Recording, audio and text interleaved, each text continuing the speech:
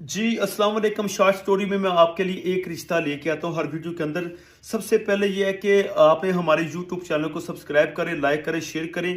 तो नाज़रीन, जो मैं आपके लिए रिश्ता लेके आ रहा हूँ, ये लड़की का रिश्ता है। लड़की की जो उम्र है, बहुत कम उम्र है, 19 साल इसकी उम्र है, लेकिन इसकी सेकंड शादी है।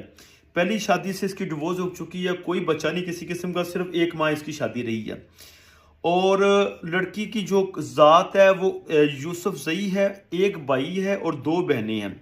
मिडिल क्लास फैमिली से इनका तल्लक है। कद इसका 5 फुट 4 इंच है। तो ये कराची की रहायशी है। अगर किसी ने इनके साथ रिश्ता करना है तो D4 नंबर इसका कोड है। ये कोड नंबर आपने हमें बताना है या व्हाट्सअप करना है, तो हम इस रिश्ते के बारे में आपको पूरी डिटेल दे देंगे। ये कराची से इनका तल्लक है, ठीक है। तो नई वीडियो देखने के लिए हमारे यूट्यूब चैनल को सब्सक्राइब करें, लाइक करें और हमारे पेज को शेयर करें। बहुत शुक्रिया आपका। अल्लाह हाफिज़।